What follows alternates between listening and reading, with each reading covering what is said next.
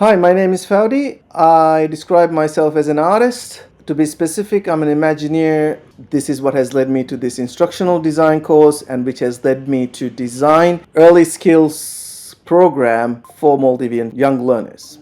So let's get right into it. So this is a course overview. So this course is designed for young Maldivian learners between the ages 3 to 11. Empower them with foundational skills, reading skills, writing skills, crafting skills, math skills through a foundational program. They like to play, they're curious, so the course is also designed in such a sense. Moving on, we have the knowledge gap that we're trying to address here is the erosion of the Divehi language as highlighted by this article in the Maldives National Journal and Research. The solutions that they're suggesting, shaping educational policies to foster Divehi speaking environments, and part of this in an overarching goal is this course is sort of directed or aligned towards those as well. The target audience, just to go into a bit more detail, would be when categorizing them into levels and the age groups. One thing that I've looked into is Piaget's cognitive development stages and how best we could align age appropriate resources, material, pedagogy towards those ages. And of course the secondary audience, the parents, the nurturers, the teachers. The modality and the step-by-step program idea is to create this course that can be used in modules so that you could do it hybrid, you could do it online, you could do it on your own time, just giving multiple ways of learning opportunities. So to be as flexible as possible, a hybrid blended modality does allow for this modular approach. The course learning outcomes, again, early reading. What does that mean? For kid to have phonological awareness, how do you break that down? And then you can see, in order for the phonological awareness to have, you need to have rhyme awareness, you have to have syllable awareness, and then again, all of that tested against the Bloom's taxonomy of remembering, understanding, applying, analyzing, evaluating, creating. All of these for it to go tick, tick, tick, tick, and then we could go, okay, they now are rhyme aware, and then test them on those aspects as well. And the module objectives has been to chunk those learning objectives to digestible little bits. Kids won't lose, be excited to learn.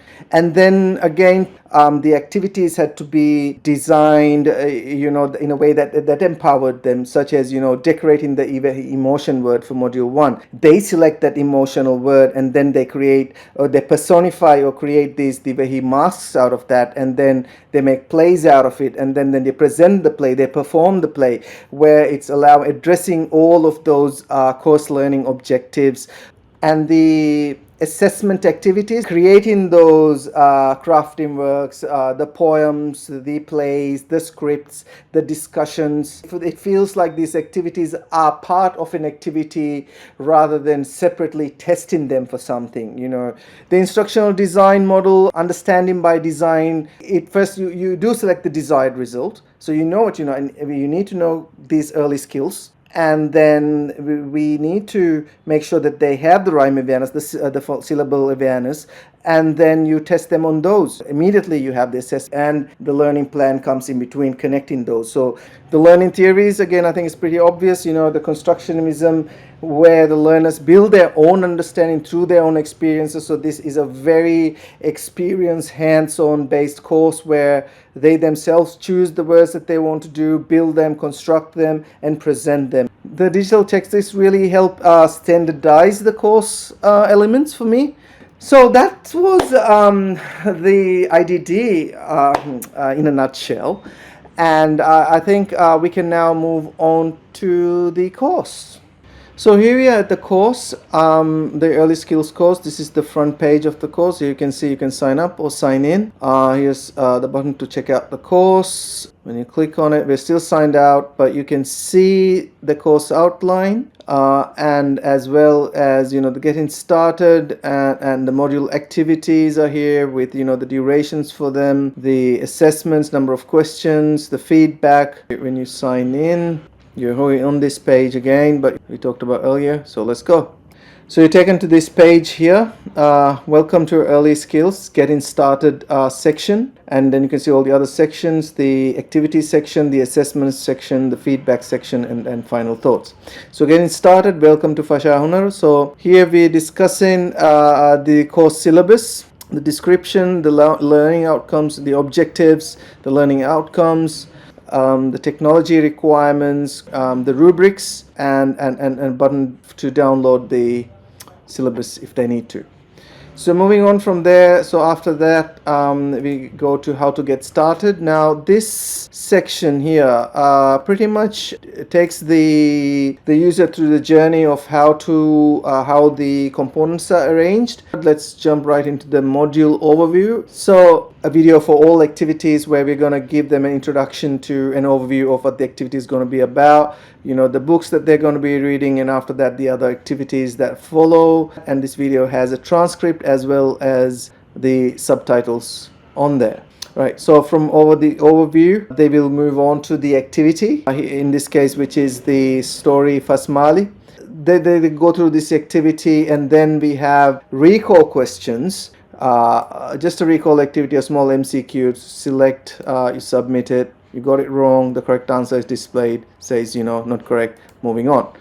Then we have a feedback activity where we ask him whether if they did like the activity, why did they like it, and why did they rate the way they rated, and what other story they would like to read on the next day. Again, empowering them, sort of choosing their own learning resources. Then the second activity here, the second activity is one which is done, I guess this is when hybrid comes in the classroom or at home with an adult, where they will decorate a word of their choosing. And here I've embedded an instruction video from YouTube, just in case someone's trying this out, a learner's trying this out, not out of class, but at home by themselves, so they have sort of a guide to take them on there as well.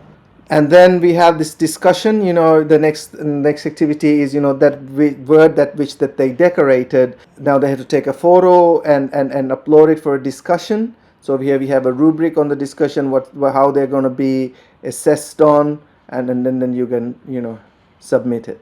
So once that's done, then we have the assessment module. There's a rubric for this. So again, all aligning back to the course learning outcomes and the objectives that we pointed out or highlighted at the beginning. So when you go in there, again, you have these questions, similar questions.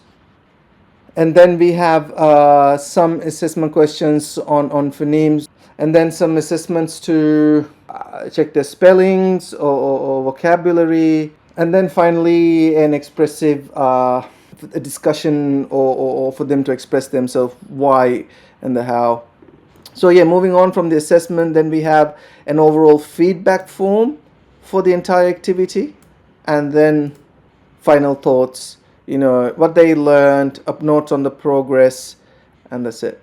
It's one last thing to evaluate the course that I designed. I have used the Quality Matters course design rubric standard for the K-12.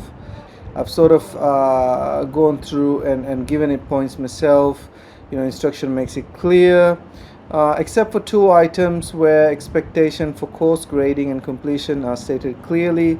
I think that can be improved. Given the nature of the young learners, I think these 2 could definitely be improved, as well as other areas. But all in all, I think the course really fits to all the criteria mentioned in the quality rubrics or metrics.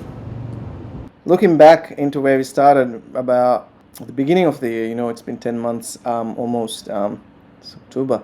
I think this course has really helped me understand what it takes to be an instruction designer. It was a good journey, having met a lot of people. I have to thank the lecturer, especially Darcy, for invaluable feedback and the prompt feedback that he has been providing. And I'm going to miss the community here, but I loved every bit of it, and thank you for the opportunity.